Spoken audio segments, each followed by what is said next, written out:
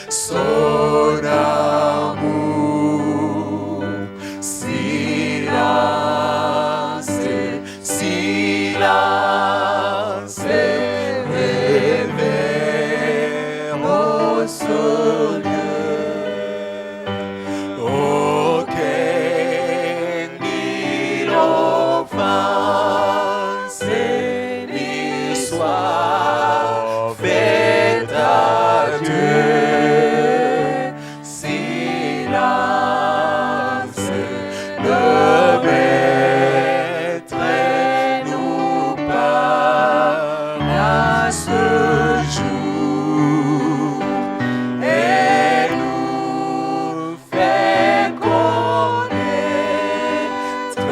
sa paix, son amour.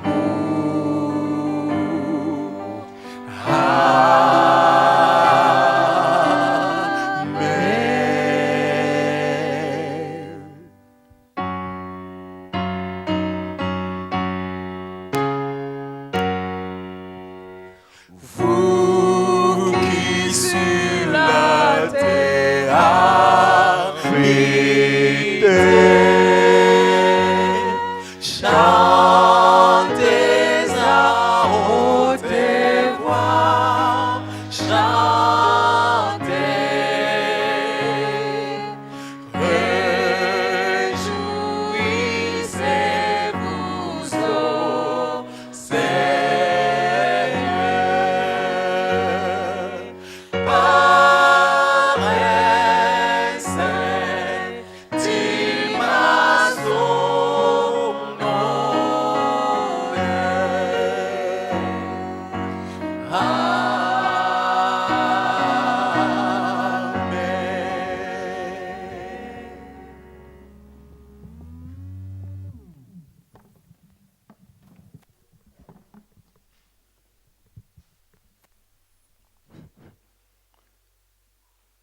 L'Éternel règne et il est revêtu de majesté. L'Éternel est revêtu, il est sans de force. Aussi le monde est ferme, il ne chancelle pas. Ton trône est établi dès les temps anciens, tu existes de toute éternité. Les fleuves élèvent, ô Éternel, les fleuves élèvent leur voix. Les fleuves élèvent leurs ondes retentissantes, plus que les vents de grandes puissances d'eau, des flots impétueux de la mer. L'Éternel est puissant dans les lieux célestes. Tes témoignages sont entièrement véritables. La sainteté convient à ta maison, ô Éternel, pour toute la durée de temps. Amen. Nous allons continuer notre culte d'adoration avec le chant des cantiques numéro 70 qui sera affiché.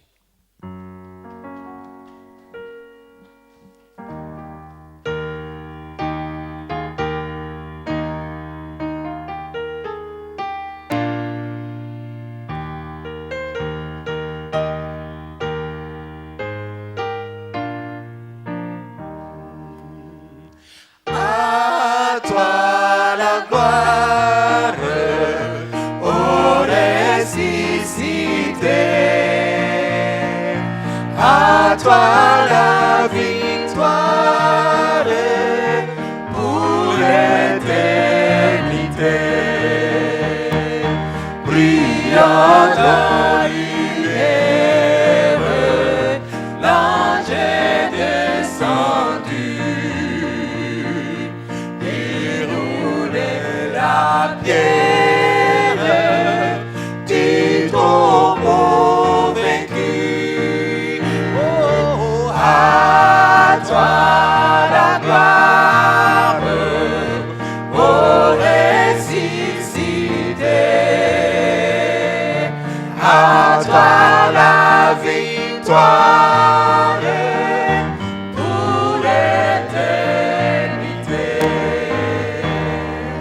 Vois-le paraître, c'est lui, c'est Jésus, ton sauveur, ton maître, on ne doute plus. Sois dans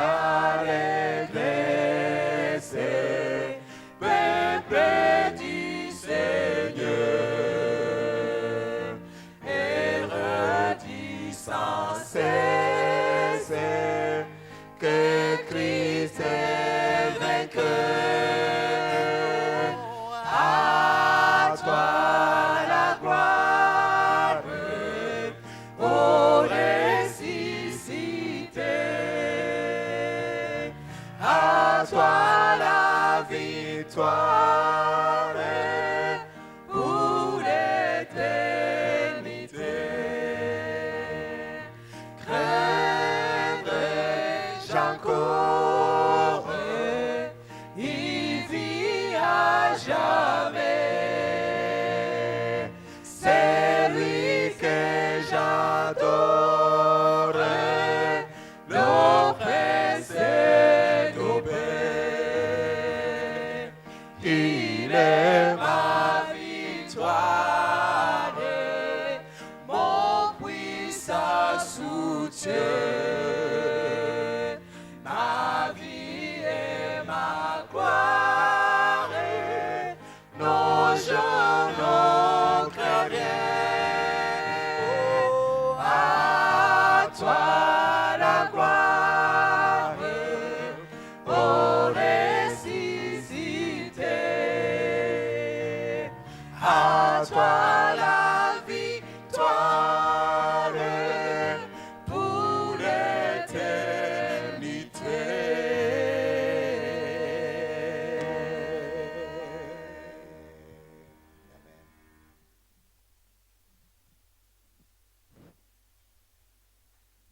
Pour ceux qui sont bien disposés, ils peuvent s'agenouiller. Et dans l'humilité, nous allons donc prier. Mana yacu, mana yera kandi ikiranuka, biganza bigabe byiza gusa, soko y'imigisha, abana bawe data wera muri aya masaha, tuje kuguhimbaza uhabwe icyubahiro. Mwami twarahabye turahabutse, turaje ngo twakirane amaboko y'urukundo, maze ibyo twivurusemo byose bidakwiye data wera, tukaba twambaye ikanzu yuzuye ibizinga. Data wera, ndakwinginze kugira ngo utuguranire, maze utwambike ikanzu yera yo gukiranika kwawe, duhube turi mu rusengero rwawe data wera twejejwe nawe. Reka dusabe kugira ngo umwanzi Satani ahezwe muri iri teraniro n'ingabo ze, maze ingabo zo mu ijuru zize ziterane natwe data wera. Nuko ndakwinginze kugira ngo twabagize iri torero mutangabugingo, twe gukomeza gukorera ku kamenyero, ahubwo imitima yacu aho kugira ngo yinangire mutangabugingo ibe imitima yoroshye nk'inyama, maze mwami tuguhindukirire, tugukorere, tumenye ko ari wowe inshingano twahawe hano mu isi. Mana yera, abana bawe nukuri twese uratuzi, uradusobanukiwe. Niyo mpamvu basabiye imigisha yawe data wera. Ndasaba ngo abana, urubyiruko, abana bato, mwami wacu muri iki gihe cy'iminsi isoza igihe cy'imperuka, aho mwami amateraniro batakiyitabira kubw'imbaraga z'umwanzi, ndakwinginze kugira ngo zibatsindire data wera, maze bayoborwe na Mwuka wera. Mana y'urukundo, uturinde guhuzagurika, uturinde kuyoba, maze mwami tuyoborwe n'urumuri rwawe. Reka twibere mu mucyo wawe. Turasabira rero abashyitsi bari mu iteraniro mutangabugingo, mbe gutahana ubusa, ahubwo batahe bahiriwe nawe. Reka rero dusabire kuko hirya no hino biracika, umwanzi Satani yarakamejeje. Ndakwinginze kugenderera abarwayi mwami wanjye, maze ubarambike ikiganza cyawe gikiza, maze bose nibasubize intege mu bugingo, turusheho guhimbaza mwami. Nuko rero Mana, twaje ntabwo twarondora byose, kuko urabizi hirya no hino intambara ziraca ibintu, kandi n'inzara hirya no hino, ariko ibyo byose watubwiye ko niba tujya tubibona, tujye turama tukareba hejuru, tukibuka kuri hafi kuza. Nta gushidikanya kuri hafi data wera, duhe ibyo byiringiro, maze tugutuze mu mitima yacu. Twaje duherekeje umuvandimwe wateguye data wera Rukundo. Mwami, ijambo wamuhaye umwihangemo, he kuba ari we uvuga, ahubwo akubere mikoro wivugire. Kandi imitima yacu nayo ibe yiteguye kwakira iryo jambo mwami, kugira ngo twese tuzakizwe mu bwami bwawe. Musabiye imigisha we n'umuryango we data wera. Kandi mwami wanjye, ndakwinginze kugira ngo uture mu miryango yacu maze twese twitegure kuzagusanganira. Reka rero byose bitugendere nk'uko ushaka, tuyobowe na mwuka wawe wera. Ibyo nsabye mpendahenda kandi ninginga mu izina ry'umucunguzi wacu Yesu Kristo, amen.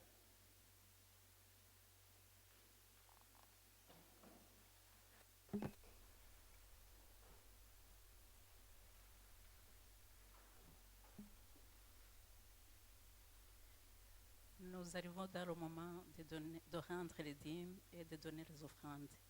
J'invite les diacres et diaconesses de s'avancer. Lisons en Malachi 3, verset 10. Malakiya igice cya gatatu murongo wa 10. Nimuzane imigabane ya kimwe mu 10 ishyitse, mubishyire mu bubiko, inzu yanjye ibemo ibyo kurya. Ngaho nimubingeragereshe ni Uwiteka Nyiringabo avuga. Murebe ko ntazabagomororera imigomero yo mu ijuru, nkabasukaho umugisha mukabura aho mukwiza.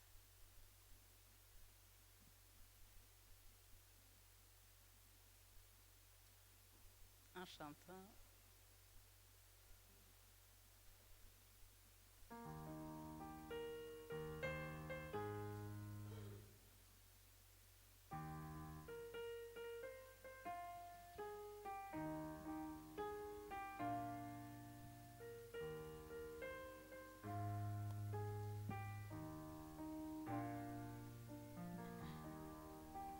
C'est mon joyeux service d'offrir à Jésus-Christ un vivant sacrifice, mon corps et mon esprit. Accepte mon offrande, bien-aimé Fils de Dieu. Suis-moi, descendez la flamme du Seigneur. J'ai abandonné ma vie et sa regret ni frayeur. À ta grâce infinie, ô mon libérateur. Accepte mon offrande, bien-aimé Fils de Dieu, et que sur moi descende la flamme du Seigneur. Quel fait nouveau salut, mais par ton amour à moi, et dans mon cœur conçu, mais ce qui n'est pas à toi. Accepte mon offrande, bien-aimé Fils de Dieu, et que sur moi descende la flamme du Seigneur. Viens Jésus, sois mon maître, car tu m'as racheté.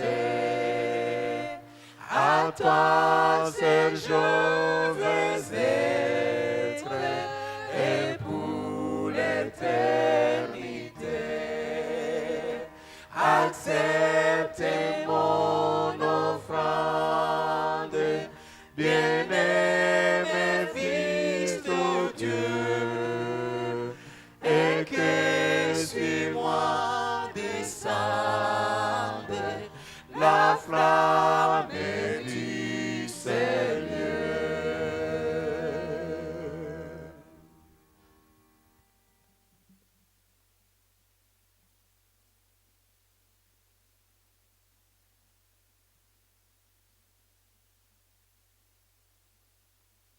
Imana icyubahiro dusenge. Uwiteka Mana yacu, Mana idukunda, Mana ihoraho, turi imbere yawe tugushimira urukundo tugira uko bukeye n'uko bwije, tugushimiye ko waduhaye bike mu byo dufite kugira ngo tubiguhe. Turakwinginze Nyagasani kugira ngo bituburire gukora umurimo wawe, kandi utweze udutunganye, kugira ngo n'abatashoboye kubona icyo batanga ubutaha Nyagasani uzagwize mu mifuka yabo, maze babone icyo baguha. Hirira iteraniro, kandi Nyagasani utwigarurire, imitima yacu ibe imbere yawe nk'ibishimwa nawe, kandi amagambo turi bwumve adukize imitima, tubisabye mu izina rya Yesu, amen.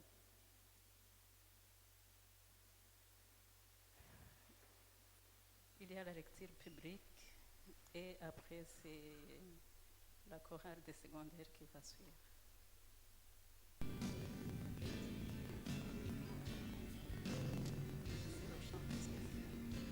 Jean chapitre 1, versets 1 à 3. Au commencement, la parole existait déjà. La parole était avec Dieu et la parole était Dieu. Elle était au commencement avec Dieu. Tout a été fait par elle et rien de ce qui a été fait n'a été fait sans elle. Amen. I will never be the same again. I can never return. I've closed the door. I will walk the path. I'll run the race, and I will never be the same again. I will never be the same again. I can never return. I've closed the door. I will walk the path. I'll run the race, and I will never be the same again. For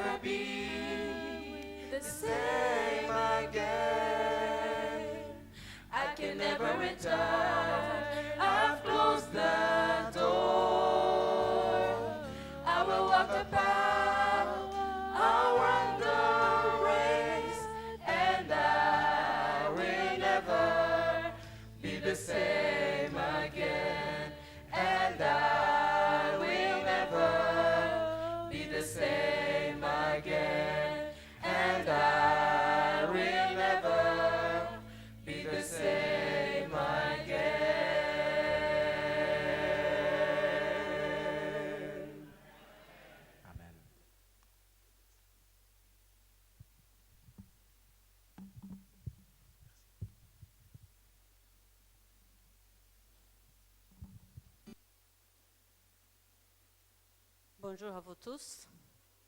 Vous allez bien? Comment passent les vacances? Comment ça se passe bien? Je ne vous entends pas. Ok. Je vais vous raconter une histoire de quelqu'un. Il était une fois dans un pays lointain, il y avait un berger. Vous savez ce que c'est un berger?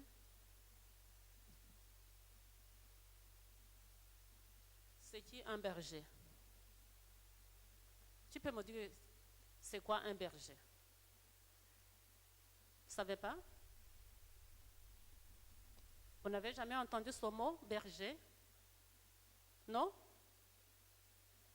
Non? Jamais. Un berger, c'est quelqu'un qui garde le troupeau. Vous connaissez ce que c'est un troupeau? C'est quoi un troupeau alors? Qui a été à la ferme? Qui a été dans une ferme? Non? Jamais?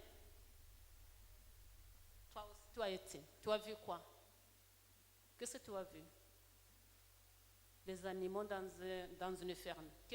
Comme quoi animaux? Comme quoi, par exemple, un animal qui vit à la ferme? Par exemple.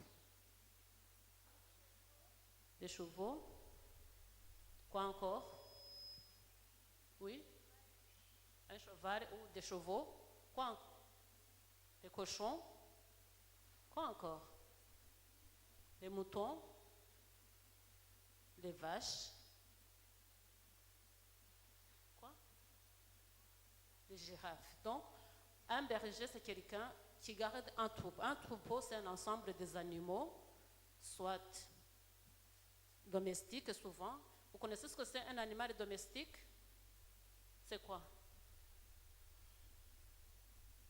C'est un animal qui vit, qui est élevé, qui vit à la maison. Comme quoi?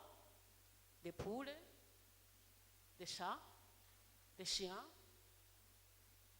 des moutons, des chèvres, ainsi de suite. Alors, il y avait dans un pays un berger qui avait son troupeau. Le troupeau qu'il avait, ce sont des moutons.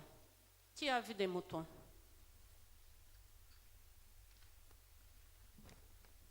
Voilà un troupeau de moutons. Ce sont des moutons. Alors, il avait des moutons. On nous dit qu'il avait 100. C'est beaucoup ou c'est pas beaucoup? 100. 1, 2, 3, jusqu'à 100. Il avait 100 moutons. Et une fois, il est sorti avec ses moutons pour aller chercher de quoi manger pour ses moutons, de quoi boire. Il les a ramenés dans une montagne. Et d'un coup, il y a un qui s'est un peu perdu, qui a quitté le troupeau et qui s'est retrouvé dans un endroit très difficile. Je vais vous montrer ici.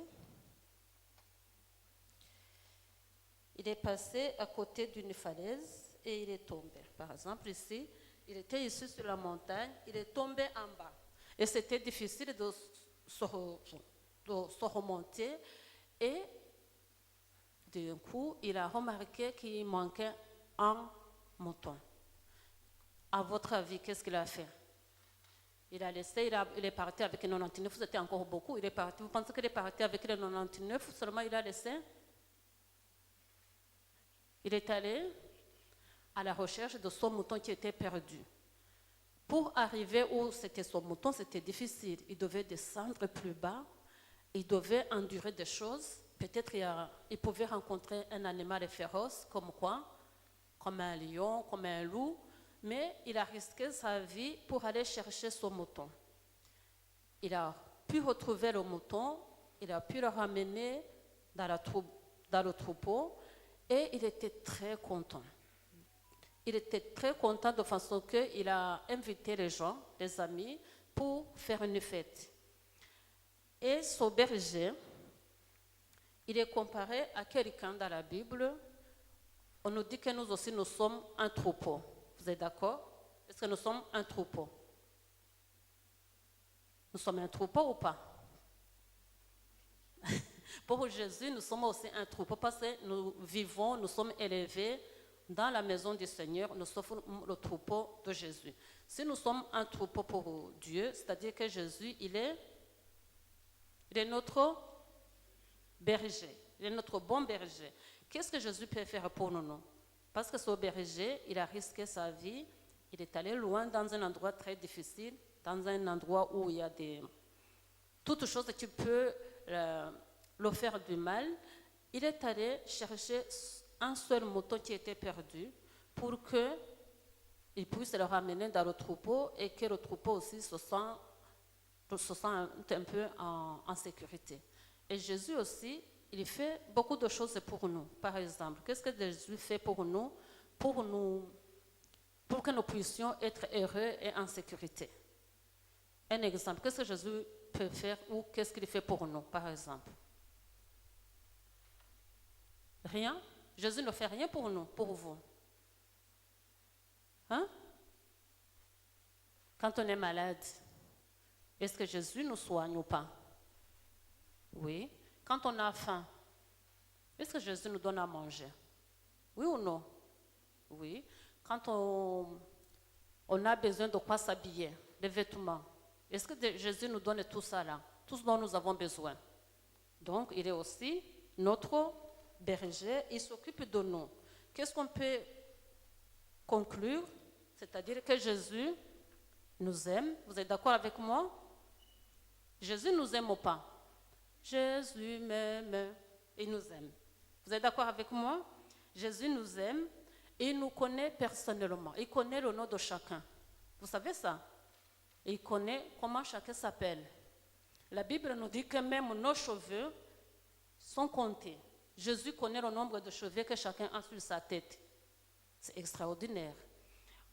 On dit aussi, la Bible nous dit que aussi, Jésus nous protège du mal et aussi il a risqué sa vie, comme ce berger qui est allé chercher son mouton perdu, il a risqué sa vie pour que nous puissions être sauvés. Vous êtes d'accord avec moi?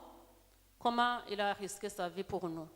Tu peux nous dire, qu'est-ce qu'il a fait pour que nous puissions vivre? Il n'a rien fait alors. À haute voix. Il a été sur la croix, il a risqué sa vie, il est mort à notre place pour que nous puissions vivre. Ce n'est pas seulement aussi, il a prévu encore un projet plus tard. Quel est le projet que Dieu a pour nous? Est-ce que nous allons vivre ici-bas jusqu'à la fin de notre séjour, à la fin, je ne sais pas, des temps? Jésus a encore un projet, il est allé au ciel pour faire quoi? Pour nous. Est-ce qu'il reviendra? Vous êtes sûr? Il reviendra faire quoi? Il reviendra faire nous chercher pour aller au ciel. Au ciel là, on ne sera jamais perdu, on sera toujours ensemble, nous serons toujours dans la joie pour l'éternité. Donc, pour conclure, Jésus est le bon berger. C'est le meilleur des bergers, le bon berger. Il prend soin de nous, il nous soigne, il nous met en sécurité et il a prévu encore que nous puissions vivre avec lui dans l'éternité sans se séparer. Alors, je prie le Seigneur que le Saint-Esprit puisse nous aider pour que nous puissions aussi rendre gloire à Jésus, l'aimer comme il nous a aimés, parce qu'il a donné sa vie pour que nous puissions vivre, pas encore ici sur cette terre, mais aussi pour vivre dans le ciel, dans le paradis où il a préparé des places. Que le Seigneur nous aide à écouter et à aimer le Seigneur comme il nous a aimés. Amen.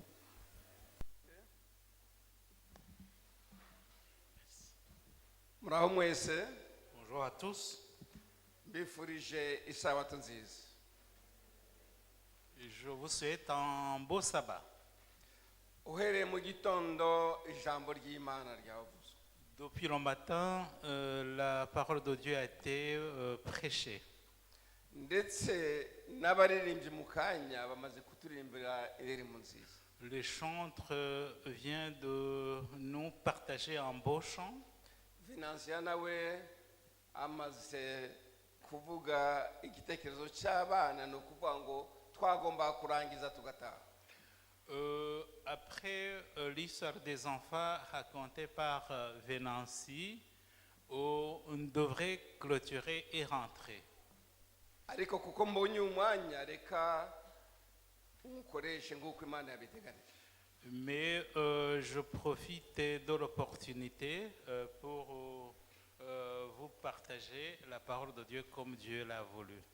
ndashimira imana cyane yongeye kumva uyu mwanya wo guhagarara imbere yanyu kugira ngo tuganire ijambo ry'imana. Je remercie Dieu qui m'a donné encore une fois l'occasion de me tenir devant vous afin de parler de sa part. iyi mana yacu ni nziza, Notre Dieu est bon.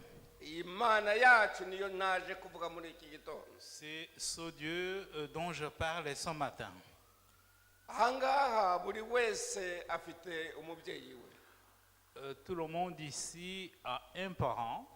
ushobora kugira umubyeyi w'umugabo, Tu peux avoir un père, ushobora kugira umubyeyi w'umugore, tu peux avoir une mère, ariko ndashaka kuvuga ku babyeyi b'abagabo. mais je voudrais parler des pères. ushobora kuba warabaye umugabo mwiza w'umubyeyi mwiza ku bana bawe, Tu peux avoir été un beau mari et un beau parent pour tes enfants. ukaba waragize icyo werekera abana bawe bazajya bakwibukiraho. Et avoir donné un bon témoignage inoubliable à tes enfants. cyangwa se ukaba umubyeyi mubi abana bazajya bahora bakuvuma iteka ryose. Tu peux avoir aussi été un mauvais père dont les enfants gardaient un mauvais souvenir. ariko kuri iyi si igishimishije ni uko mfite data mwiza wo mu ijuru Mais ici, unkunda iteka sur la ryose. terre, ce qui est plus intéressant, c'est que j'ai un Père céleste qui m'aime toujours. umutwe w'amagambo w'ijambo tugiye kuganira avuga ngo dufite data wo mu ijuru. Le titre de la méditation de ce matin est J'ai mon Père au ciel. abantu benshi bakunda kwitwa amazina ya ba se, Beaucoup de personnes aiment porter le nom de leur Père. ndetse bamwe bakanezezwa no kugira ayo mazina ya ba se.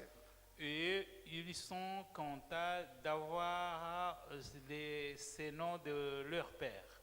nanjye muri iki gitondo naje kubabwira ko mfite data mwiza wo mu ijuru. Je voudrais vous annoncer que moi aussi, j'ai un Père céleste. uyu data wo mu ijuru amba hafi igihe cyose. Ce Père céleste est toujours près de moi. igihe ndi mu byago aba ndi hafi yanjye. Quand je suis dans la souffrance, il est tout près de moi. iyo ndwaye arampumuriza. Quand je suis malade, il me rassure. mbega umunezero wo kugira data wo mu ijuru. C'est une joie d'avoir un Père au ciel. data uyu sinzamwibagirwa na hato. Je n'oublierai jamais ce Père. iyo nayobye angaruza urukundo rwe. Quand je m'égare, il me ramène avec amour. iyo mbabaye agerageza kumboza. Quand je suis triste, il me console. mbega urukundo rwo kugira data ugukunda. C'est tu as un grand amour d'avoir un Père aimant. bavandimwe dufite data udukunda. Chers frères, nous avons un Père qui nous aime. ubu data udukunda atwitaho igihe cyose. Ce Père aimant s'occupe de nous tout le temps. ishimwe ni irya data wa twese utwitaho buri munsi. La gloire et l'honneur est au Père qui s'occupe de nous tout le temps. ntabwo dukwiriye kwibagirwa uriya data udukunda. Il ne faut jamais oublier ce Père aimant. mureke tumwubakeho nta gushidikanya tuzagira amahoro yo mu mutima. Construisons sur lui et nous aurons la paix dans le cœur. hari isengesho tujya dusenga duti data wa twese uri mu ijuru. Nous prions notre Père qui est au ciel. data wa twese ni ijambo rikoresha n'abakristo basenga. Père, notre Père, c'est un mot que les chrétiens utilisent dans la prière. Iyo bavuze data wa twese ni ukuvuga ngo ni data wa twese uko tungana. Quand on dit notre Père, c'est dire que c'est le Père à nous tous. Ntabwo ari data wanjye njyenyine, C'est pas mon père, mon père seul. ntabwo ari data wawe wenyine, C'est pas ton père, ton père toi seul, ahubwo ni data wa twese. mais c'est notre Père à tous. Mbega umunezero wo kugira data mwiza udukunda. C'est une joie d'avoir un Père qui t'aime. Nta cyashimisha kuruta kugira umubyeyi ugukunda. Il n'y a pas plus de joie que avoir un Père qui t'aime. Dukwiriye kumenya yuko dukeneye kugira data wa twese udukunda. Nous devons savoir que nous avons besoin d'un Père qui nous aime. Mu buryo bwose akaba atwitaho. Et il s'occupe de nous dans tous les cas. Mu kiganiro tugiye kugirana Le partage que nous allons avoir, turaza kureba urukundo rwa data wa twese, nous verrons l'amour de notre Père à tous. haba mu buzima bwa buri munsi, Que ce soit dans la vie courante, haba mu gihe turi mu makuba, que ce soit dans la vie trouble, ndetse no mu gihe uri mu majune, uwo data niwe dukeneye. c'est ce Père dont nous avons besoin quand nous sommes dans des difficultés. Dukwiriye kunezezwa nuko dufite data wa twese uri mu ijuru. Nous devons nous jouir du fait que nous avons un Père céleste. Uyu Pawulo nawe yaramuvuze L'apôtre Paul a dit aussi, mu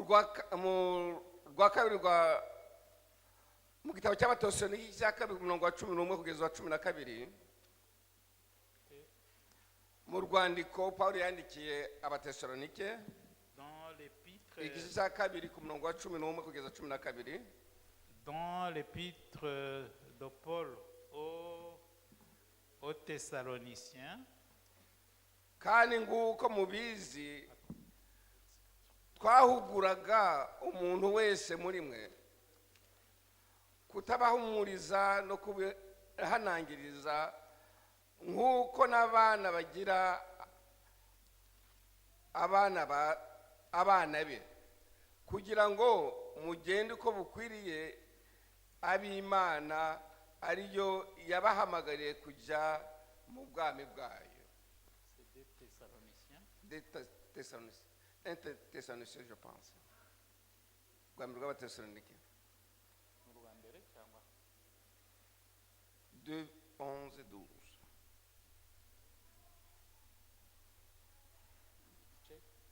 Cya kabiri umurongo wa 2 Thessaloniciens, 1. 1 Thessaloniciens chapitre 2, 2, 11 et 12. verset 11, où nous lisons: aussi Dieu leur envoie une puissance d'égarement pour qu'ils croient au mensonge, afin que tous ceux qui n'ont pas cru à la vérité, mais qui ont pris plaisir à l'injustice, soient condamnés.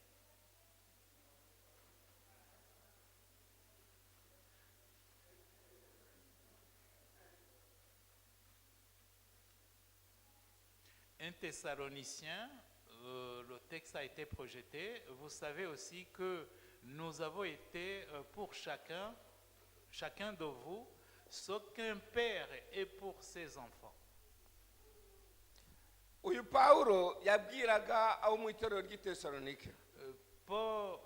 L'apôtre Paul s'adressait aux chrétiens thessaloniciens. Kandi aha yahamaze ibyumweru bitatu gusa. Il y a passé seulement 3 semaines. Ariko aha yari yarabwirije ubutumwa ahasiga abana be. En prêchant la bonne nouvelle de Jésus-Christ, il y a eu des enfants ou ses enfants. kandi aba bana be ni abana yari yarabyaye mu by'umwuka.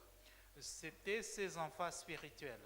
bahoraga bamushima kuko yabagejejeho ubutumwa bwiza. Et il demeurait reconnaissant du fait qu'il lui a adressé la nouvelle spirituelle. muri iki gitondo mfite ikibazo nabaza buri wese. Je voudrais vous poser une question ce matin. mbese waba hari umwana ufite wabyaje ubutumwa bwiza? Aurais-tu un enfant que tu as mis au monde spirituellement? kuko pawulo abantu b'i Tesalonike bamufataga nk'umubyeyi wabo. Les Thessaloniciens considéraient Paul comme leur père. Comme leur père. nyamara uyu pawulo mbere y'uko akizwa nawe yari yarabaye umuntu mubi cyane. Paul, avant qu'il ne change, il était une mauvaise personne. ariko yaje kugirirwa ubuntu maze arakizwa nawe abasha gufasha abantu. Après avoir reçu la grâce de Dieu, il a changé et il s'est mis à aider les autres aussi. aha cyane twavuga ng'umugabo timoteyo. On peut parler de Timothée. uyu timoteyo yari umwana mutoya cyane, Ce Timothée était jeune, très jeune. ariko pawulo yagerageje kumugezaho ubutumwa bwiza kandi amwerekera n'uko umurimo azawukora. Il a été évangélisé par Paul et il lui a montré comment il pouvait aussi œuvrer pour le Seigneur. muri iki gitondo waba ufite abana bangahe wagejejeho ubutumwa? Combien d'enfants as-tu ou à qui tu as adressé la bonne nouvelle de Jésus-Christ? ni bangahe baba bavuga bati ubutumwa nabugejejweho na kanaka? Combien peuvent dire qu'ils ont été évangélisés par quelqu'un? hano hari umuvandimwe imana imuha umugisha. Il y a quelqu'un qui a levé la main, que Dieu le bénisse. ndabararikira muri iki gitondo kugira ngo tugire ubutwari nk'ubwa pawulo. Je vous invite ce matin à avoir le courage comme celui de Paul, tubashe kugeza ubutumwa ku batarabumenya. afin de pouvoir évangéliser les gens qui ne connaissent pas encore Jésus, cyane duhere iwacu muhira, en commençant par chez nous, ku baturanyi bacu, par nos voisins, ku nshuti zacu. par nos amis. ni kangahe tugira ibiganiro n'inshuti zacu tuvuga iby'Imana? Combien de fois menons des conversations avec nos amis, des conversations spirituelles? mbese inshuti zizi wacu icyo tuganira nabo ni iki? Quelle conversation menons-nous avec des amis qui nous rendent visite? mbese tubagezaho ubutumwa bwiza? Leur adressons-nous la bonne nouvelle de Jésus-Christ? tubagezaho uriya data wa twese utugirira akamaro igihe cyose? Leur parlons-nous de notre Père éternel qui s'occupe de nous tout le temps? cyangwa twihererana ubwo butumwa tukabugira ubwacu? Ou bien nous enfermons cette bonne nouvelle nous-mêmes? ntabwo ubu butumwa bugomba kuba ubwacu gusa, ahubwo tugomba kubujyana ku batuye isi yose. Cette bonne nouvelle doit être répandue partout dans le monde. mu gitabo cy'abaroma, mu rwandiko pawulo yandikiye abaroma igice cya 8:15, Dans Romains 8, verset 15, pawulo aratwereka ugushirwa data kuko mutahawe umwuka w'ububata ubasubiza mu bwoba, ahubwo mwahawe umwuka ubahindura abana b'Imana, nibo bana b'Imana. le verset est projeté. pawulo aratubwira neza ko Imana yaduhaye umwuka Paul ukesha Imana. nous dit clairement que Dieu nous a donné l'esprit d'adoption. imana yaduhaye umwuka wo kuyikorera no kwivuga mu batarayimenya. Dieu nous a donné l'esprit de le parler à ceux qui ne le connaissent pas encore. Ntabwo dugomba kwicarana iyo tarando ngo tuyigumane iwacu muhira. Nous ne devons pas garder pour nous-mêmes seulement ce talent reçu de Dieu. Ahubwo mureke iyi tarando tuyijyane ku bataramenya umucyo wa Yesu Kristo kugira ngo nabo bashe kumumenya. Utilisons ce talent d'évangélisation envers ceux qui ne connaissent pas encore Jésus-Christ. Turi abahungu n'abakobwa Imana yagiriye ubuntu. Nous sommes des filles et garçons qui avons reçu la grâce de Dieu. Ndatekereza ko icyatuzanye muri iki gitondo nuko twamenye uwo Yesu maze tukava iwacu muhira kugira ngo tuze kumuhimbaza no kumuramya. C'est parce que nous avons connu ce Jésus que nous sommes venus nous rassembler ici pour le louer. Byatumarira iki se kuza tukafata ubutumwa bwiza twarangiza tukitahira tukicara iwacu muhira tugeze ku bataramenya. À quoi nous servirait si nous venons recevoir la bonne nouvelle de Jésus-Christ et rentrer, le garder chez nous pour nous-mêmes? Tugomba kwamamaza ubumwe dufitanye na Yesu Kristo. Nous devons répandre la communion ou la relation que nous avons avec Jésus. Tugomba kwamamaza ubuntu Yesu yatugiriye. Nous devons annoncer la grâce que Jésus nous a faite. Kugira ngo ubwo tuzakizwa na bagenzi bacu bazabashe gukizwa biturutse ku butumwa twabagejejeho. Pour que nous puissions être sauvés avec nos prochains grâce à la bonne nouvelle, à la parole de Dieu que nous l'avons annoncée. Mu gitabo cya Yohana igice cya 14 umurongo wa 7 kugeza wa 9. Dans Jean 14 versets 4 à 9. Yohana 14 umurongo wa 7 kugeza 9. Iyaba mwaramenye muba mwaramenye data uhereye kera nanone muramuzi kandi mwaramurebye. Uyu Yesu twamurebye, uyu Imana twayimenye kubera Yesu twamenye bwa mbere. Le texte est devant vous. Yesu aravuga ati, Jésus dit, ubonye data nanjye abambonye. Celui qui voit le Père me voit aussi. Uzi data abazi n'uwantumye wariwe. Celui qui connaît le Père connaît celui qui m'a envoyé. Akenshi iyo tubonye abana turavuga tuti uyu mwana ni uwa kanaka.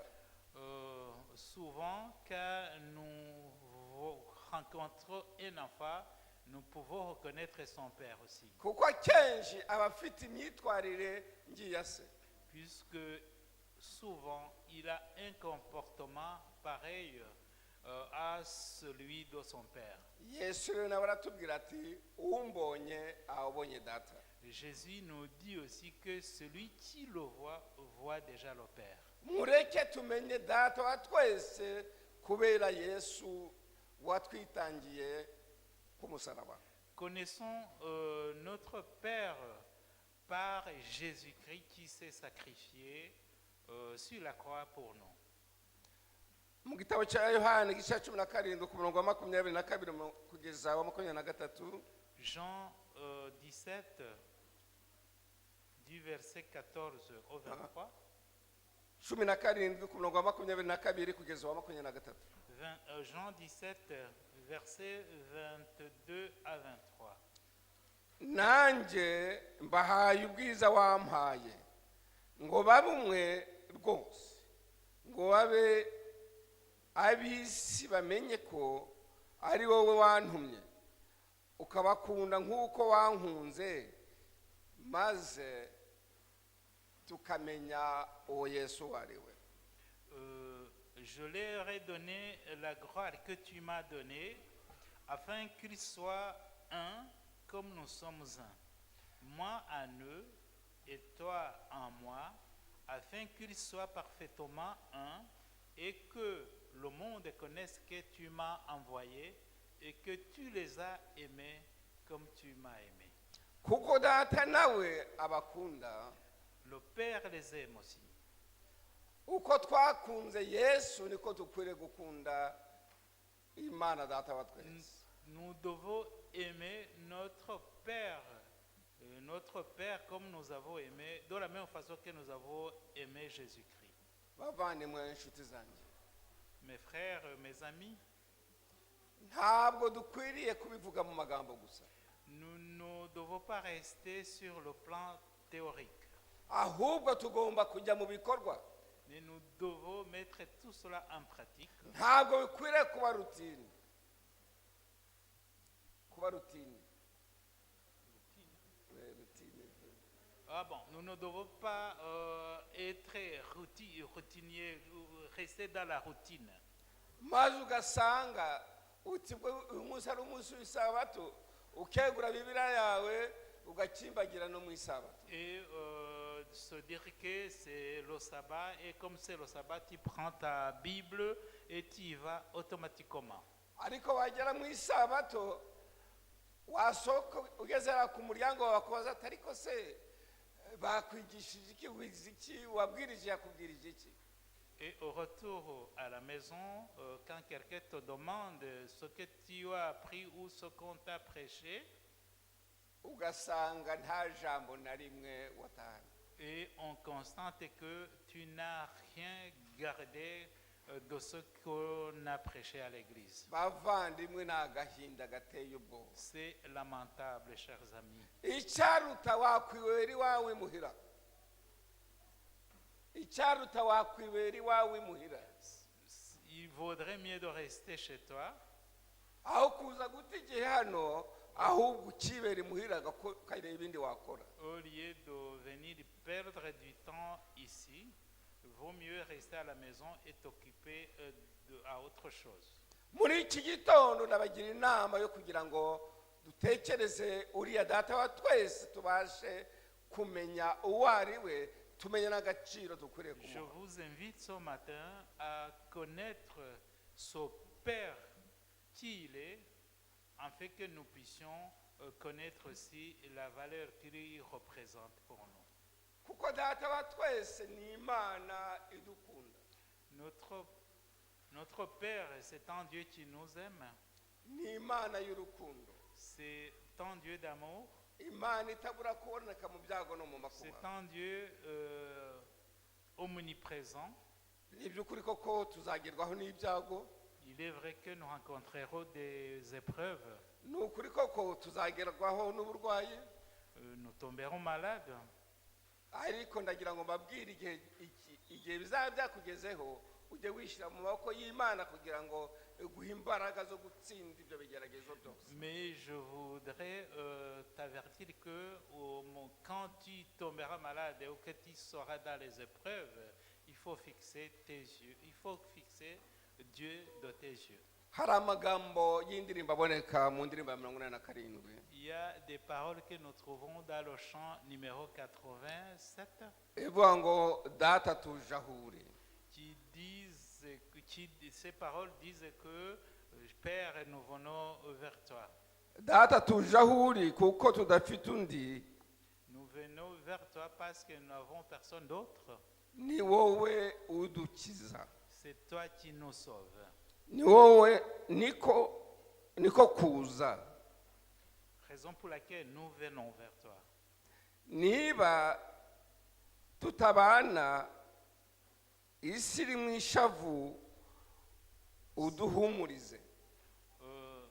Console-nous dans ce monde qui est où il y a la tristesse. data tuje aho uri, Père, nous venons vers toi. ntutubuze, Ne nous l'empêche pas.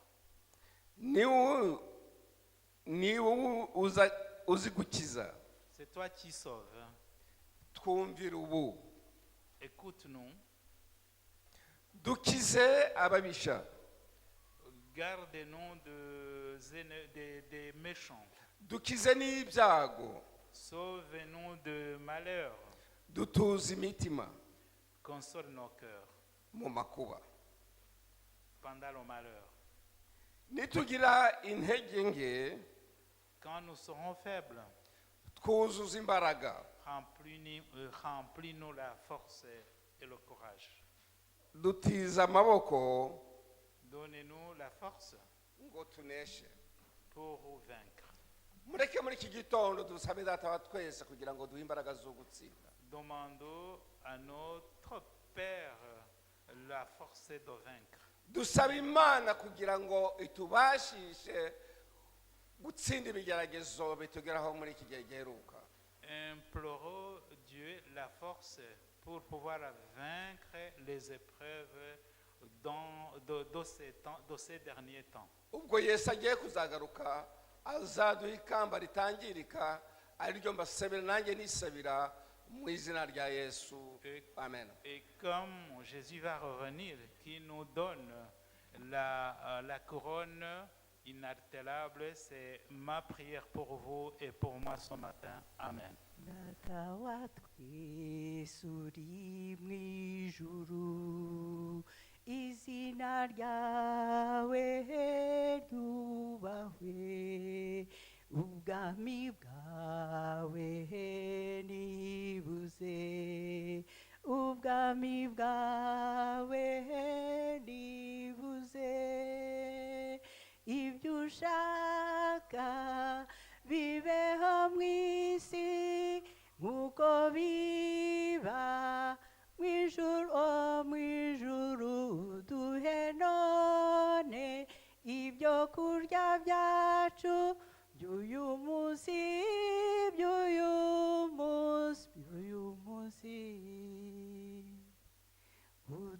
uduharire imyenda yacu uko natwe twahariye abari mu imyenda yacu, abari mu imyenda yacu, ibyo ushaka bibeho mu isi nk'uko biba mu ijuru duhe none ibyo kurya byacu by'uyu munsi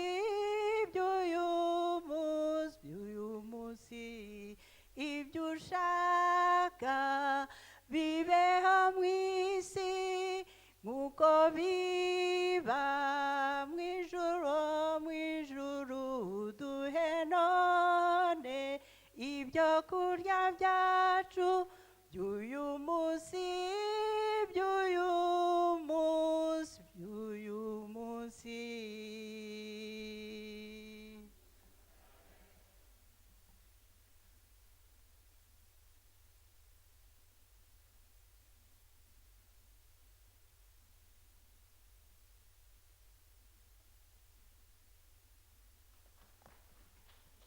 mwicishe bugufi dusenge.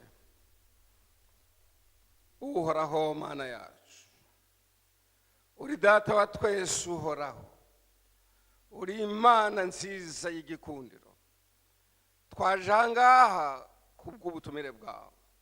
uwiteka wakira imitima yacu, uduhe gusa nawe nyagasani, wirengagize ibicumuro byacu, ahubwo uduhe imbaraga zo gutsinda, maze Yesu ugiye kuzagaruka uzaduha ikamba ritangirika. uko niko gusenga kwanjye nanjye mbasabira mu izina rya Yesu, amen.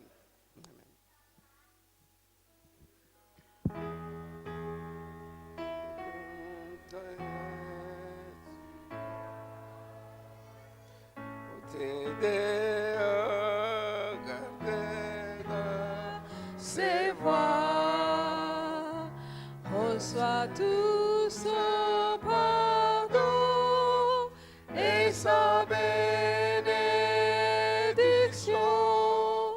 Va en paix, dans la joie, dans l'amour.